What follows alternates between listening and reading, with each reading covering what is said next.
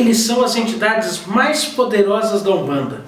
Conexão direta com todos os orixás. São os erês. Saravá os erês.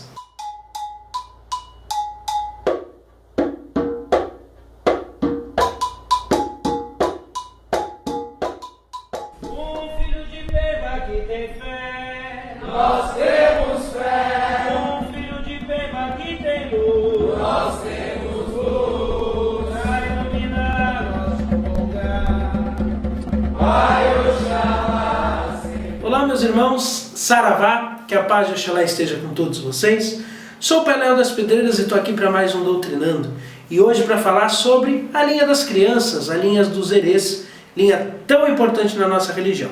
Mas antes da gente falar sobre eles, quero pedir que vocês se inscrevam no nosso canal, ativem o sininho, deem o seu joinha, o seu like, que é muito importante pra gente. Comenta o nosso vídeo também, coloca o nome do seu erê. Além disso, segue o nosso Instagram, segue o nosso Facebook, tá? Nosso Instagram, @umbanda_rp, e fique em contato conosco. E também participe do nosso Telegram, que é bem interessante. Bom, vamos começar a falar sobre os erês, sobre as crianças na Umbanda. Quando nós falamos dos erês, aquela questão de erê ser criança, às vezes fica muito oculto o poder deles e as pessoas não dão muito crédito. Mas primeiro nós temos que entender que criança é apenas uma forma fluídica. Não quer dizer especificamente que todos os erês tenham desencarnado crianças, tá? Até mesmo porque o espírito tem várias encarnações, várias passagens, e ter em desencarnado criança é apenas uma delas. Então o espírito é muito mais do que esse espírito não tem idade. A questão é que as crianças se apresentam como erês, né? Esses espíritos se apresentam como crianças porque eles representam a pureza e a bondade. Estão intimamente ligados com o Pai Criador, com o nosso Pai Oxalá. Não existe na Umbanda entidade mais poderosa e com mais luz do que os erês. Os erês são sim aqueles que fazem a ponte direta com os nossos orixás e também com o Oxalá, representando essa condensação. Quando a gente começa a falar dos erês, não tem como falar de erês sem falar de cura. São entidades de cura, seja cura física, cura mental ou cura espiritual. Tem uma grande conexão com a linha também dos médicos espirituais, com a linha de Dr. Bezerra de Menezes e trabalhos de cura. As crianças são sempre bem-vindas na energia de cura prânica. São ligados a São Cosme e São Damião, ligados a Ibeji, o nome que nós damos a esse orixá, sempre na cor rosa desse orixá, mas também com a cor azul clara. Cor azul clara que também está ligado ao chakra laríngeo.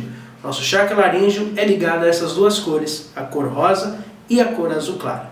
Também os erês trabalham com a cor amarela, como nesse caso.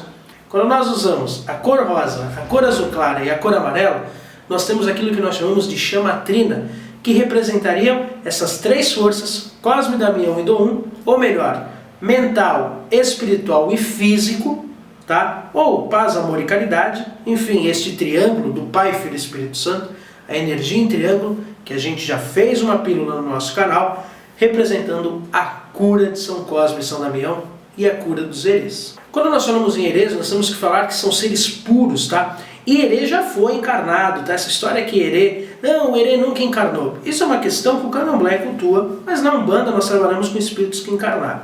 Então sim, os erês foram encarnados. E quando nós falamos em erê, nós temos que entender que erê é muito puro, mas muito transparente. O erê fala na cara do consulente quando o consulente está errado.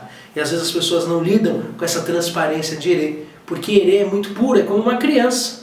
E também o erê tem o poder de manipular os elementais, manipular os elementos e as energias da natureza ligada ao orixá. Para a gente entender de uma forma prática.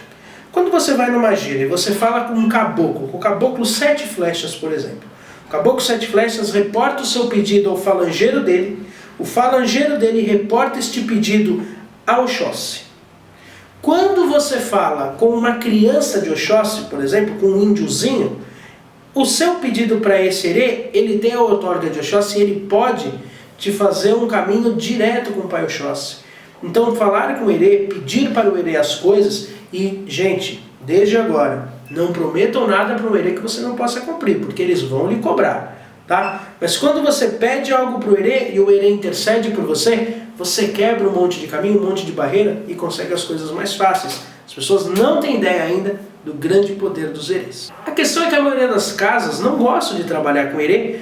Por quê? Porque existe aquele arquétipo que os médios colocam de ser uma criança bagunceira, e realmente existe algumas gírias de erê que parece um terror, parece um parque de diversão sem nenhum adulto, com um monte de gente correndo, te tacando bolo e guaraná na cara. Isto não é o trabalho específico do erê. Sim, o erê pode ter um trabalho um pouco diferente, né? Às vezes dar um banho de guaraná, que às vezes é um descarrego, ou fazer você comer aquele doce que ele cruzou, mas nós temos que saber separar o que é mironga do erê, o que é energia e o que é prática mediúnica do erê, prática espiritual do erê. Agora, nós temos que diferenciar de um monte de brincadeira que não tem nada a ver, que até é vexatória para o médium e também não tem lógica nenhuma.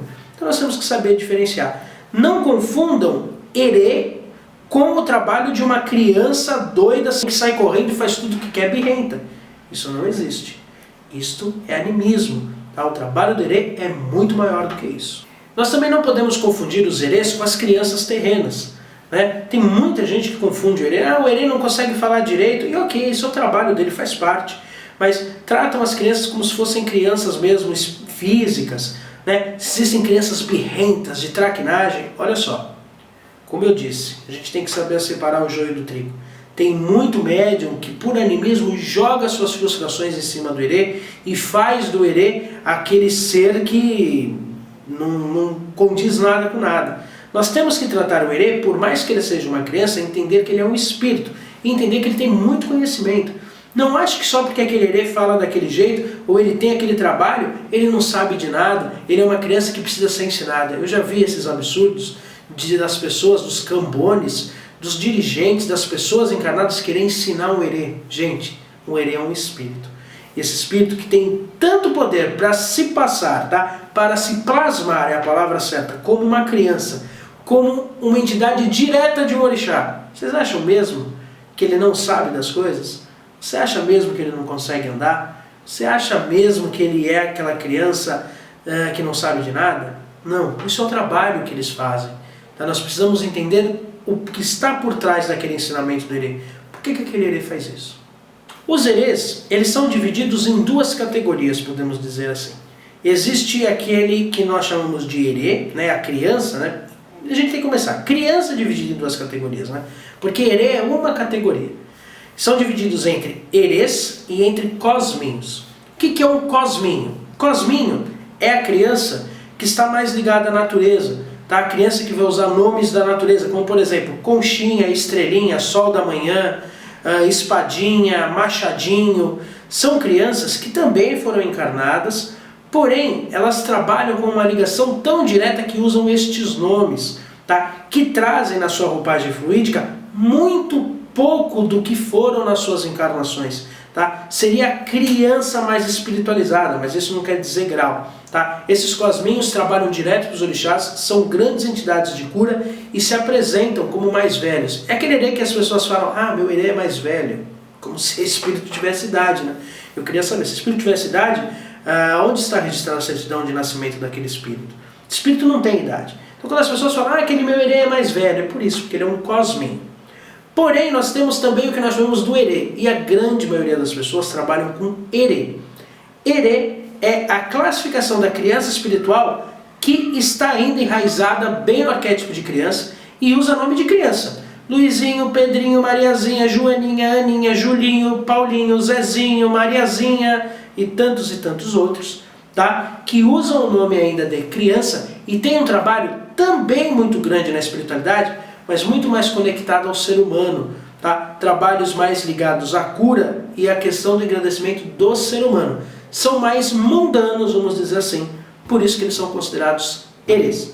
O Exu Mirim é uma outra coisa, ele não entra como criança espiritual, ele é sim uma forma fluídica de Exu.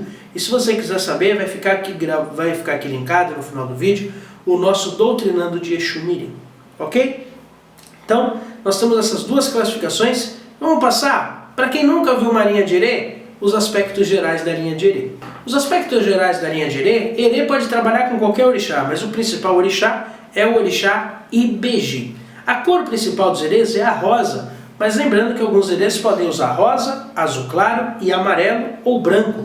Ou também pode usar a cor do orixá. Se podemos ter um herê, por exemplo, de Ogum que use vermelho ou azul escuro, um índiozinho que use verde, tá? Mas a cor normalmente é a cor rosa. O principal trabalho do herê é a transmutação. Mas não é a transmutação de dentro para fora que a Kinanã faz e que o Baloi faz. É a transmutação mesmo do mundo, tá? Herê tem o poder de transformar as energias de ruim para boa. Por isso que os herês são muito chamados para elevar a energia das casas. Seu principal dia que são festejados é o dia 27 de setembro. É o principal dia porque eles são ligados a São Cosme e São Damião. A principal bebida dos herês é o Guaraná, tá? Essa é a principal bebida e a principal oferenda são os doces. Qualquer tipo de doce é dado aos herês, além do caruru. Nós já tivemos a semana aqui de Beji, que a gente falou bastante sobre isso. E a erva principal para São Cosme e São Damião e também para todos os herês é a alfazema. Para o médium que quer ter uma conexão com o seu herê, com a sua criança, independente do orixá que ela trabalhe, tome um banho com a erva alfazema. Agora, se você quiser saber mais sobre esse incrível trabalho de todos os herês, de todas as crianças, e como é importante, porque festa de Cosme e Damião é uma experiência social que um bandista deve ter, procure um terreiro. Um abraço, saravá e que os herês nos abençoem. Até mais.